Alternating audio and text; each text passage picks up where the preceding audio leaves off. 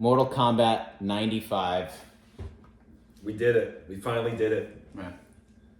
After talking about it for years. We've definitely talked about watching this for the last year, or a couple months to a year. So the last time I saw it was probably about 8 years ago, and then I used to watch this all the time as a kid. I don't know. Yeah, I was telling him that this is one of the very first movies that I still have a core memory of seeing a DVD for the first time ever. Mm-hmm. Like the first time it was like at a friend, like my neighbor's, it was like on my neighbor's parents' TV or whatever, and just being blown away by that scene with Johnny Cage walking with the trees and Scorpion. Oh yeah. That's epic. I'm just like wondering, where do they find these places? I'm curious. I want to look up where all these places were shot. We watched a couple movies since I think the only other thing we've talked about with movies on here is The Sixth Sense, and that was like your first time seeing it. So we've watched movies since then, but this one we were glazing it so much and just like had so many positive things to say about it. I love how much we were having fun watching it and really enjoying it. Yeah, and I'm glad that he's a big physical media buff, and so we get like this, get to physically see it. Just breaks the case. Yeah, right. But you get to like physically see it, and I don't know. It's kind of cool. Something that I really love about the cases and everything that I forgot until I got more into it recently was just the smell of them. Like I don't know if this has it, but I'm a big book sniffer, so that's not the only thing he sniffs. If you know what I'm saying. It's his butt. Anyway, 95. This movie, obviously the criticisms that people would have for it by today's standards are a lot of them are valid. Like the CGI is very dated. There's some corny parts. The acting is a little over the top. But the sets are incredible. How they built those sets or whatever they use, where it just looks legit when you think of the video game. It literally portrays it perfectly. Yeah. Whatever the locations they picked to shoot a lot of those beach the sequences on the beach and when there was actual architecture.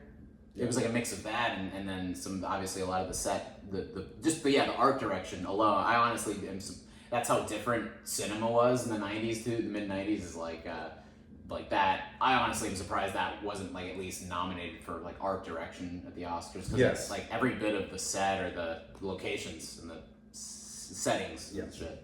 I just believe it's a pretty underrated movie, honestly. And we just watched the first 5-10 minutes of Mortal Kombat Annihilation just to see the difference. They change actors and they the whole feel changes when you see the second movie, and it's just really bad. And I was saying I feel like it gives it taints this movie a little bit because it feels like they bunch them together and it basically makes I feel like if that never got made, people would look at this movie differently. Yeah, and honestly, I saw the new movie, not the second one, but the first one that came out. The first remake? The first remake, and I prefer this 100%. Yeah. It's okay. I don't know. This one just has a vibe to it that can't be replicated. I don't know. Well, what we were pointing out, or what I remember mentioning, was like how perfectly serious and unserious it is simultaneously. Yes. Like it's really, you got the guy that plays Shang Tsung, who's also in Johnny Capahala or Johnny Tsunami. I mean, Johnny Tsunami and what's it called? Yeah, he's so serious as Shang Tsung. He's actually like I remember being scared as fuck of him as a kid. I mean, I really like got freaked out by him. He just looks that part. He's got the look. He's perfect as that. And you got the guy who plays Liu Kang is amazing too. He's super ripped too. Yeah, all these dudes are always. It's making me want to definitely get back in his shape. Those guys were in good shape. Those actors at the time. They're. I mean, all the extras and shit. I was like watching 300, 10 years before that movie came out, or whatever. As far as like, just the vibe and just like all a bunch of. It's such a bro. This movie is definitely like a bro movie in a lot of ways, just because video games are a male-dominated industry, obviously, and you got just Sonya and there's the eye candy, and Katana is the eye candy, but it's still it's just fun and entertaining, and for a Mortal Kombat movie, like people forget. I think or that's where I don't know if I would fuck with the new remake because it feels like it's trying to be too serious. And then modern games take themselves very seriously. But the older games, you got like Toasty and all those. The older games have such a good sense of humor that it feels like it should be a little funny. Friendship, you know, like the friendship. Scorpion, you know, it's like to my biggest fan, and it signs it like when he beats Scorpion. Yeah, it's so funny. Oh yeah, with the they do a lot of nods to the video game in the movie. That shot of Liu Kang going against Sub-Zero, and it's just this side profile, and it literally feels like a frame directly out of the video games. You know, I was thinking of like how many of them had come out at that point. I'm assuming only the first 3 were. Maybe only the first 2. I think only the first 2 were really. Because this is 95. Yeah, and the third, I think the third one came out on like when PlayStation happened. It was like right around this time, actually. I don't know, but either way, it's such a Mortal Kombat. Like it feels exactly the way that the game does, and even the costume design is really really cool, and the animatronics with Goro. Yeah. Besides the head and the mouth. Yes, it looked a little weird. Well, as far as it kind of made it pretty kind of freaky looking though. At the same time. Yeah, there was something kind of, that awkwardness of it kind of made it that much more, not unsettling, but like, unsettling. Yeah, a little, like you're kind of freaked out by, like Goro is obviously, like not like the rest of the characters. Exactly. And that, I think the pacing, what we really loved, what I remember us saying how much we loved was how much they delivered on the fighting. And how much the fighting was like. They just get right to it. It's just like, all right, next fight, here we go. I think the pacing of some of them could have been better. And I like the Goro Johnny Cage fight. I think could have been extended. And Sonya Kano, I think. Sonya, those were like fucking done in 2 seconds. And that was. But then they make other ones epic, so it's, I don't know. Maybe it's a good balance. It felt like they were trying to squeeze it into the runtime. For all we know, they had an extended version of it and had to like cut it out. Cut it down This was about 1 hour and 40 minutes. So it's like perfect time. They fit so much in it. The ending, we were just saying, like we were joking how like the end, like they get back home and immediately, like the celebrations aren't even done. Everyone's got their flags still and shit, and it's not even done. And then it's just like, oh yeah, the next villain, the next enemy is like here now. It's like, dude, I couldn't even freaking get a drink of water before this. They couldn't get any sleep, really, like to get a second to take a nap. They didn't get a second to just chill and enjoy. So if that was done nowadays, definitely would have had like, I mean, they literally all they had to do was have a fade out. 6 months later, fade in again. Even more because they literally changed the damn actors. Sonya looks nothing alike. Raiden looks nothing alike. Well, just as far as in the movie itself too, with like Quan Chi, even at the end of the first one, Quan Chi just is there, and it's just like they go right into like getting ready to fight. Yeah. But yeah, as far as the transition from that to the second movie, I'm shocked that they didn't like just have that as a flashback and then have do a forward another time jump. People are great at using time jumps nowadays, and knowing when it's necessary. I appreciate if a TV show like the finale is out of nowhere does like a 5-year jump, and it's like you feel like you got more time with the characters in the future as well. But this flick, and that's just how the movies were at that time, was like it was almost too succinct sometimes. It's too like fast paced in those moments. But that's just how movies work. They got right to the point, I guess. I mean, some things in the movie were they're a little bit cheesy. Raiden in the second movie is actually better than the Raiden in the first one, I think, at least as far as how serious James. I like them both. Yeah, the first one's all right. They made he him definitely has a sense of humor. I feel like Johnny Cage kind of takes that role in the movie. Yeah, well, and by the end of the movie, I realized not only Raiden didn't fight or do much at all, other than like a little bit of electricity in his eyes and his finger for a second to intimidate them. Yeah, other than that, he didn't really like. I feel like we don't know who Raiden is all. Like by the end of the movie, I was just like, what? Like if you hadn't played the video games, you didn't know the lore, you didn't know anything about Raiden. He's a god. Yeah, right. But like of thunder and lightning, I believe, or lightning. Right. It felt like his. Again, they're video game characters. How much personality, how much depth do they have? I don't know. But it feels like I didn't really know who Raiden was. Liu Kang feels guilty about his brother dying. He thinks it's his fault until the end. I guess he says everybody's in charge of their own destiny. And see a shout out to those heavier themes. They actually did those moments really well. They really Well, did. spoiler here. When Liu Kang wins the fight at the end Imagine of the epic that. fight, Imagine that. when Liu Kang beats Shang Beats Tsung, the bad guy. and all the souls are released, and he sees his brother's spirit. That was a really I was actually very poignant. Very the last time he'll see him until he dies. I guess they're hinting at they'll get reunited in the afterlife or whatever it is. Yeah. Spirits, because they're talking about souls a lot, which is kind of cool. Yeah, well, death. It's a very spiritual element in there. Yeah, well, like because death is such a the game and the movie are literally called Mortal Kombat. Yeah. Death is such a big part of it that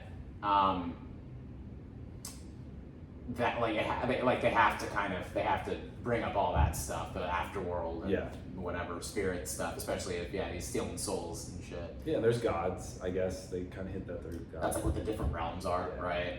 Yeah. Cool concept. Cool, it's actually a tournament. Like it's a tournament where there's like it's exactly it's a cool what the game storyline. is. They're defending Earth from being enslaved, basically. Yeah. If they lose the tournament, I think they get enslaved, right? Yeah, they're literally a karate match. Like defines if the world humans, saved. Mortals. And that was what inspired all of us. When we were watching, I was bringing up karate was a huge thing at the time. Yeah. Like I think the most people have ever made selling karate lessons or whatever was probably the 90s, 2000s. Because we all did. You have karate as a kid at some point? Not as a kid. No, I did it a little later. Yeah. I did. Yeah, jiu-jitsu and Brazilian jiu-jitsu.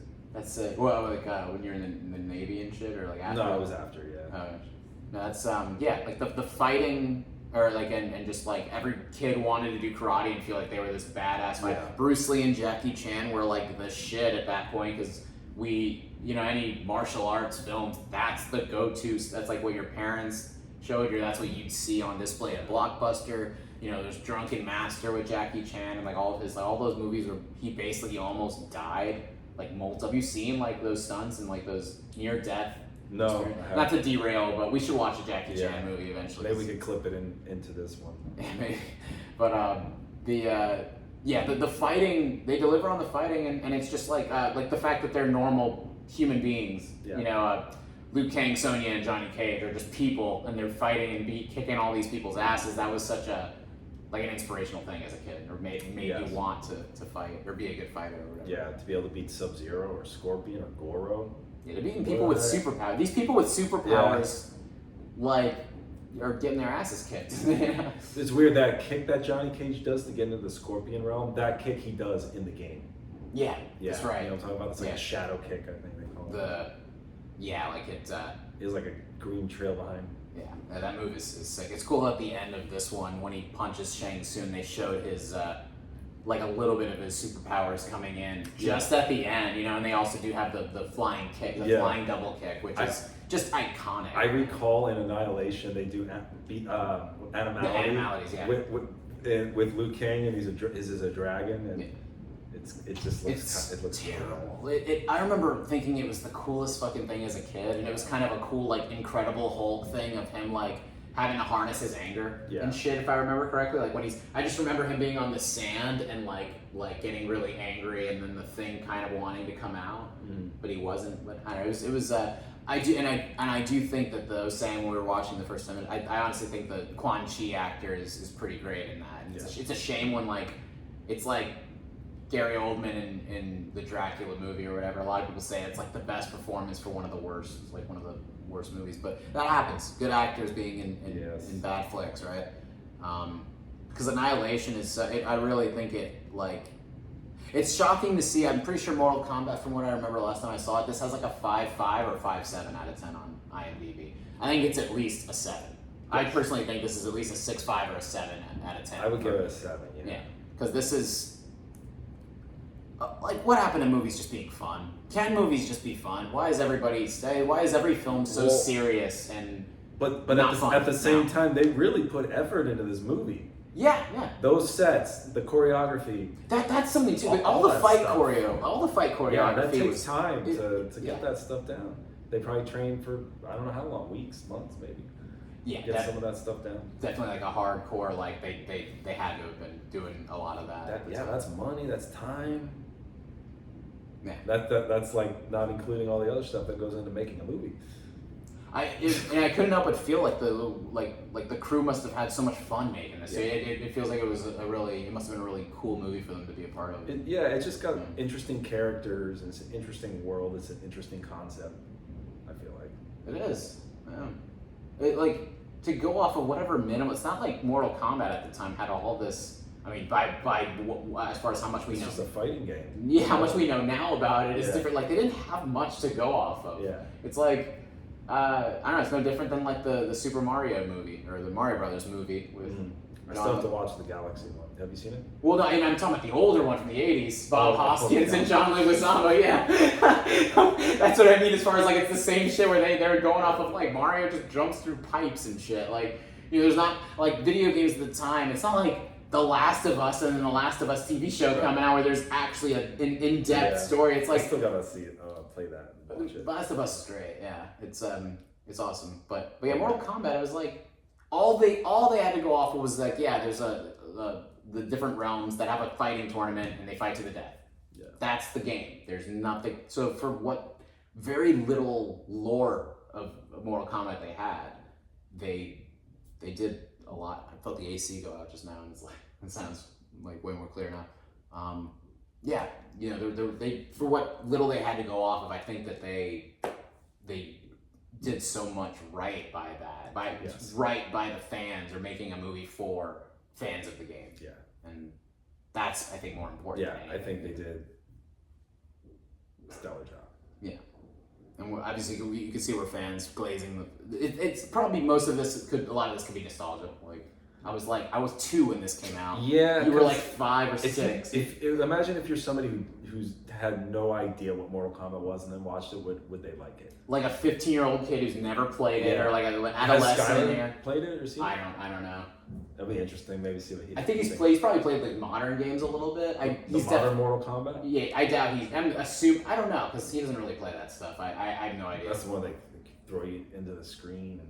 Yeah, all the fatalities are just, or they have like minor fatalities where it's not an actual finisher, but you can do like a sequence where you throw them on the ground and do a bunch of. They make them.